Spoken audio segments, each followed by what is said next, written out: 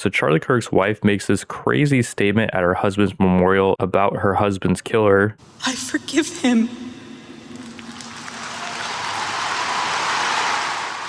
So it's at this point that I have to break with my Christian friends. Everyone knows that I have many Christian friends. I'm an ally of Christianity.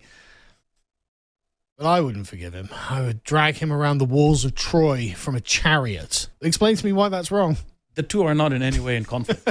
Okay. I like Sargon's idea of dragging Charlie Kirk's killer behind a chariot for everyone to see, but I do think it could give Charlie's killer an easy way out, which, if you're familiar with Christian lore, hell is eternal. If I were to run for politics, which I probably never would, unless I started to get like some massive following on this YouTube channel, we're talking like millions of views every video or something, my running platform would be creating hell on earth for these horrible criminals like this guy who killed Charlie Kirk, a place where these criminals can go and basically eternally suffer by means of, I don't really want to say because I don't want to get my channel banned or something for, I don't know, extreme content or something. But I think we can all imagine a situation of, eternal suffering. You could force someone to play League of Legends every day. You could just go old school with daily flogging. And with our technology today, we could broadcast that for everyone to see. And whether or not everyone should be exposed to that type of extreme violence is a whole nother topic of discussion. But I do think, especially for young criminals, they should be forced to watch the punishment for someone that committed extreme violence. We on the right were all forced to watch that girl get killed on the bus, just as we were forced to watch Charlie Kirk get shot. And though I never saw the raw, uncut videos for either situation, I don't feel like I needed to. I feel like my moral compass is in the right place. I know generally what happened. In the situation of the girl on the bus, I'm that much more reluctant to ride buses in diverse areas, let's say. In the situation with Charlie Kirk's killer, I'm that much more reluctant to show my face on video when I have a political opinion, let alone go in public spouting my political opinion. In the same way those acts instilled fear inside of me, we need to instill fear into the criminals as to what happens when you commit these horrible acts. And I think like some kind of hell on earth situation is the only way to do that in this current society that we're in that is just so godless. What's also scary about America is how lax the gun laws are. Like pretty much anyone can own a gun. And I think those gun laws were meant for a Christian society where everyone has the same morals and everyone kind of has the same culture. I don't think those rules were meant for a godless society like the one we have today. I don't think you can just disarm everyone, so I wouldn't be touching the gun laws in that way. But what I would do is be buffing up security everywhere, including the more high-risk areas like schools and malls and stuff like that. I'm currently traveling abroad, and in the place I'm living right now, every mall has security at the mall entrance, and they scan you before you go into the mall. And when I'm in the mall, I feel completely safe. I have never once thought that,